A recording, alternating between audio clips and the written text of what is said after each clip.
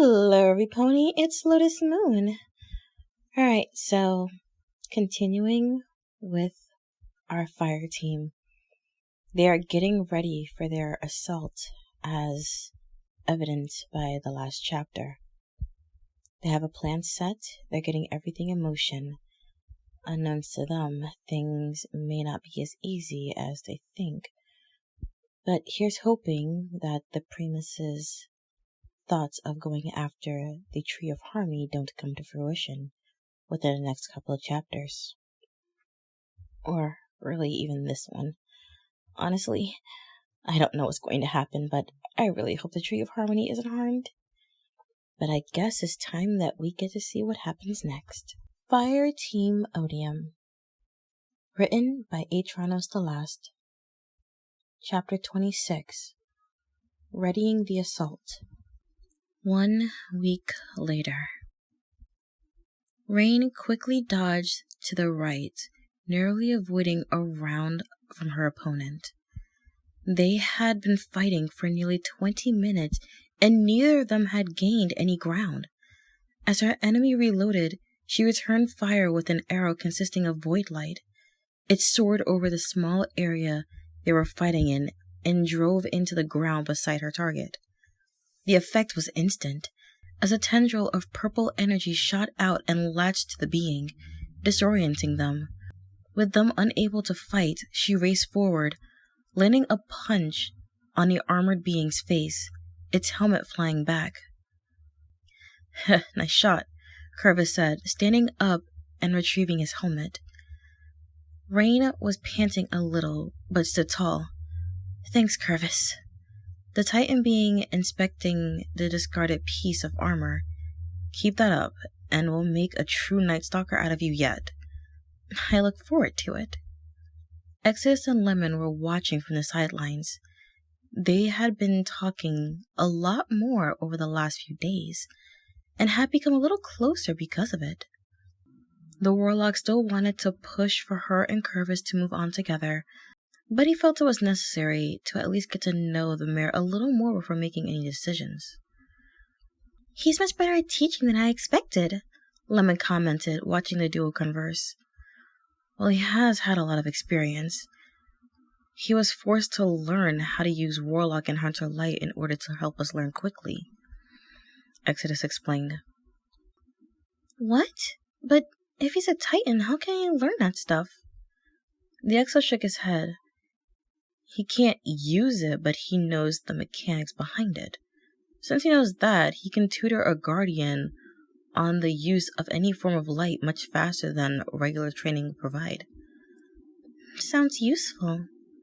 It is. He taught both me and Khalees, and will likely show many of the ponies how to use it as well. As they spoke, Rain and Curvis started coming over, both wearing smiles. We're taking a break if you both want to join us, Curvis said when they had come close enough. Sure, bar or mess hall, Exodus responded, standing up with Lemon. Mess hall. Less of a journey. The other three agreed, prompting them to return to the bunker. They had been training a little ways from it, in a small ring set up by Exodus and Elena. It had undergone heavy use as Curvis had been training Chrome, Flame, and Rain on how to make better use of their light. It had been going well, and the three of them had almost completely mastered the use of their given subclass. As they walked through the corridors of the underground facility, various ponies passed them by, going about their business. Celestia had ordered a large number of civilians to move into the bunker in hopes of keeping them safe. With the increase in population, food and water quickly became a problem. The bunker had become fitted with water pipes, but they had corroded over the centuries, making them completely unusable. This left the new inhabitants of it to gather their own food and water, mostly coming from nearby towns that were more than happy to donate some of their supplies to aid the efforts. Entering the mess hall revealed very few ponies actually eating. It was around 4 in the afternoon, so most of the ponies were out working, and those that weren't were catching up on their missed lunch. Exodus took a seat while the other three went up to the chef, coming back with plates of food. They were silent as they sat, Curvis taking off his helmet. Any word from the Vogue? The warlock asked. Yeah, he should be done teaching the ponies by tonight, Curvis replied, picking up the small sandwich he had gotten. He technically didn't need to eat, but he felt more comfortable eating with the others. Great. And the Primus? At this, Rain spoke up. According to the scouts the princess sent out, the damaged ship has been undergoing repairs. It still isn't battle-worthy, but if we don't move soon, it will definitely cause issues. Exodus nodded. With the ponies trained, all we need is the army Celestia and Luna have been building. We should be ready to go in a day. Lemon poked at her salad. So this is it? After this, it's over? That's right. With the Cabal threat eliminated, our work here will be done, Curvis said. And after that, what will you do then? The human looked down at the table. I'm not sure right now. Let's get the major issue out of the way first before worrying about that. Lemon gave a slight nod, taking a bit of salad. Their meal continued in silence for a short while, Exodus simply sitting back and fiddling with his bond. It's weird to think we have only been here for about 3 weeks now, Curvis commented, looking his helmet over. Yeah, a lot can happen in a few weeks, Exodus said. A lot is an understatement.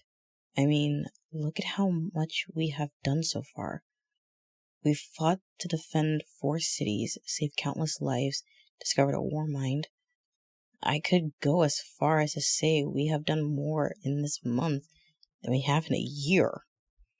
Probably, Exodus started, putting his bond back on. But it's what we do. You should know that by now. Trust me, I do. Just the work to get rid of Oryx was enough to send me into retirement. If Guardians could retire, I mean. Nexo chuckled. Don't worry, I know what you mean. They spent the next few minutes waiting for their pony companions to finish eating. As they waited, Exodus looked around the room at the ponies sitting at the tables. Most were decked out with armor. Some made by pony blacksmiths, others made by ghosts. The ponies in Guardian armor were those that had been trained by the Vogue and would be boarding the carriers with the assault teams. We had any word on the frames? He asked after a while. Elizabeth has said she will send as many as she can spare. We should have plenty ready for the big day, Curvis said. Then all we're waiting for is the Vogue, right? The Titan nodded. Churchill is ready, our assault teams are almost ready, and are only waiting on the ponies that will be working on the consoles. Still trying to get my head around the fact that we are actually planning on attacking a Cabal fleet. If this were back on Earth, I wouldn't even care about the loot. The ability to say I accomplished something of this scale would be enough for me. Curvis laughed. Wish all the other Guardians could say the same. To each their own. If they only need us to grow stronger, we can't exactly judge them for it. I remember the missions we did on the moon. Each one specifically made me stronger, the Rogue Guardian said. His friend simply shook his head, smiling. I guess you're right. I'm gonna go see if I can find Elena. I know she wanted a few more lessons on her night scale before the battle. Have fun. The Titan grunted as he stood. I'll try. The Vogue looked over the reports he had received from each of the ponies in his class. He had been forced to give them a crash course on the Cabal language in order to get anywhere with the lessons. As none of them could figure out which symbol to tap in order to make the consoles do what they wanted, the reports had been written in Cabal, and each one was at least serviceable. They went fast, the Centurion commented, looking over one of the reports. That they do. I think they'll do just fine up there. We just have to hope the pressure doesn't make them choke, the Vol replied, looking over at his companion. I wouldn't bet on all of them managing the job perfectly. Guess it's a good thing we are sending 2 to each carrier, huh? The Vogue nodded. Yes. Have you told the guardians of the Cabal that are joining us? Not yet. I wanted to save that for when the meeting comes around. Then we can have everyone hear it at the same time. Good idea. The towering Cabal turned back to the paper. Just one more battle and we are done. We can return home and be with our families once more. Don't be thinking like that just yet, the Centurion said. You and I both know that the chance of both of us surviving this are slim at best. But that doesn't mean there isn't a chance. I'm willing to believe that we can get through this. It gives me the strength I need to keep pushing forward. The smaller Cabal smiled below his helmet. Whatever keeps your mind straight, the Vogue. Laval turned back to the paper. The pony who had written this one had made a couple of mistakes, but nothing that would affect him when he was trying to get into the carrier systems. Do you think the Guardians will return home? The Centurion questioned. Laval looked up towards the bunker they were living near to. Probably not all of them. A couple of them, possibly. But those two Guardians, the Green Titan and the Warlock, they are clearly inseparable. If one chooses a path, the other will follow. He heard a chuckle from his companion. Like us, then. Laval gave his own smile. You could say that. Elizabeth, Churchill called out from his position in orbit. I am here, came the reply. Are you ready to begin? We are waiting upon the Guardians and their ponies. When both are ready, we shall begin. The Wormine went silent for a while, splitting his vision between feeds of the bunker and the city the Cabal had taken. Exodus had been in contact with them both quite a bit over the week, and had explained what was going on with a high level of detail, as well as things like their names. Churchill didn't really need to know about it, as Elizabeth had already explained the most important parts, but he found talking with Exodus to be interesting. The Warlock had quite a bit of knowledge, and was about to describe what had happened after the collapse. While he was saddened about the eventual fate of Rasputin, he understood why the Russian Warmine fell into the behavior that he did. In turn, Churchill had explained how and why he was there. The humans during the Golden Age had stumbled across an old Vex ruin deep within Venus. The ruin was empty, and so they had set up equipment and temporary housing to learn more about it. After only a few days, they had found the same portal Odium had found and had passed into it. The discovery of a new planet far outside their solar system was groundbreaking. It meant humanity had a place to flee to, a place they could start again if need be, but it was kept secret. The government saw no reason to relay the discovery to the general public, as they feared it would make them think something was wrong. A Warmine was constructed within it when the humans had found their way out, the supplies being sent through the portal and collected from where they had arrived. However, just as they were finishing their preparations, the collapse came around. With the loss of most life within the solar system, the knowledge of the new planet was also lost. The scientists and engineers still in the bunker finished their work, thinking the collapse was simply a communications failure, but died as their food and supplies ran out. Do you think this will work? Elizabeth asked. Probably. I am aware that us not being in the equation changes things, but we must trust in the plan the Guardians have made. Should it fail, we step in, the Warmine said in response. I only hope that you are correct. I don't know what we would end up doing should this planet fall as well. Churchill had to agree. With the loss of the solar system they had come from, all they had left was a planet they were tasked with defending. But the orbiting machine knew he would rather die than allow the planet to fall into the possession of hostiles. The planet will remain ours. It's our job to keep it that way, and I know we can uphold that, he said, looking down at the Cabal ships above Manhattan. We just need to trust our allies. The Guardian and the pony leaders all stood around a large table. It seemed to Curvis that they had spent a lot more time standing around tables than they probably should have. But he moved that thought to the back of his mind. There was a meeting to focus on. So are the ponies ready? Exodus began. They are. I have pulled every soldier and guard I have back to Silesium, and they are ready to fight, Celestia said. The War Mage leader wasn't present at the meeting. She had eventually been found dead outside the Crystal Empire, multiple bullet wounds in her side. She was given a memorial in Silesium, and the few War Mages that were left chose to stay and defend their hometown. Alright. The Vogue has finished teaching the 50 ponies how to use the Cabal consoles, and the frames are ready as well. All we need to do now is prepare a plan of attack, the Warlock said. First thing is how we get the ponies and frames on board, Curvis said. Without the mages, we will have to rely on unicorn soldiers to teleport them up. Do any of your ponies have the strength to do that? I am still willing to do that, Celestia said, a confused look on her face.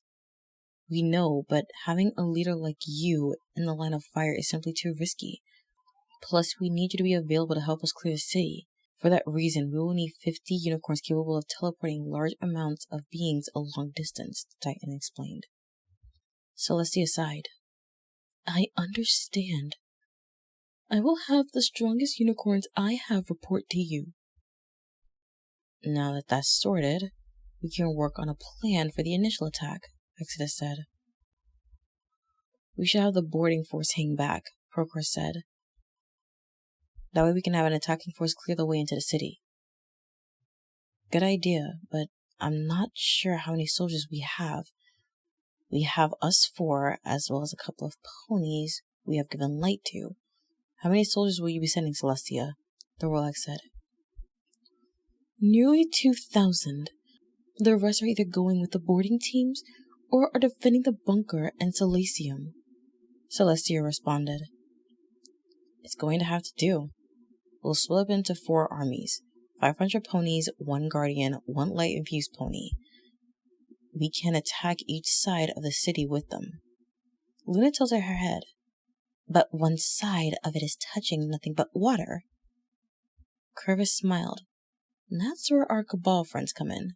The Vogue just told me that there is a large amount of Cabal troops that don't agree with what the Primus is doing and have decided to side with us.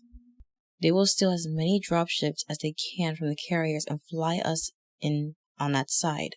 Any Cabal allies that are on the ground will keep their air defenses from attacking us, Exodus said. The Solar Princess blinked. They are fighting with us? Why don't they bring their carriers down themselves?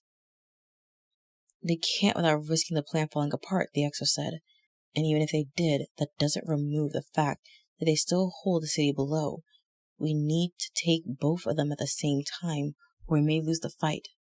Celestia nodded slightly. And how will we know the friendly Cabal from the hostile? The allied Cabal will have a single red stripe over the front and back of their armor. Easy to spot. So your pony shouldn't have any problems figuring out who is hostile and who isn't. That should work. Lastly, what are the ponies on board each carrier? We shouldn't have to worry about them. With the onboard defenses working with us instead of against us, it will be far easier to get the prisoners out of there, Exodus said. After a short silence, Curvis spoke up. So does everyone understand what is going on? I think so. We just have to work out a plan surrounding the initial attack. Simply raiding each side will not do enough to break through their defenses, Luna said. Right. The human grunted. Not used to all this planning and scheming. Well, the first thing would be to destroy any placements they have.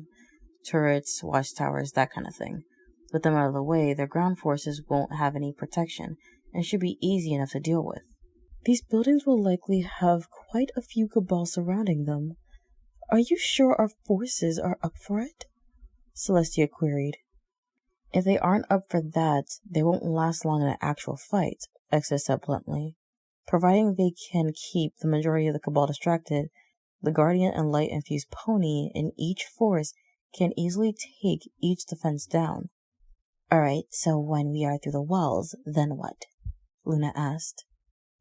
We work on retaking the city while the boarding teams go to their positions.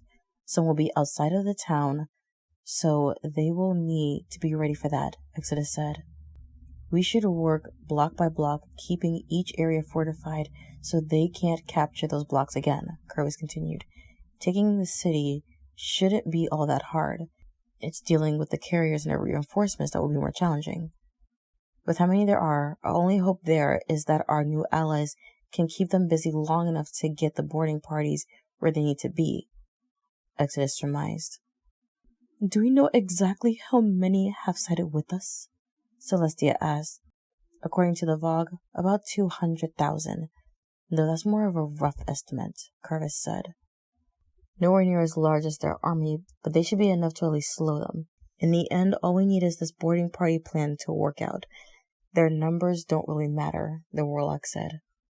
Luna stood as the guardian finished. Then I believe we are done. We will have our ponies ready to fight by the morning. I hope that will be enough time for you to also be ready. That's more than enough time. We'll see you both tomorrow, Curse replied, also standing. That we will. Good night, Guardian. And the same to you.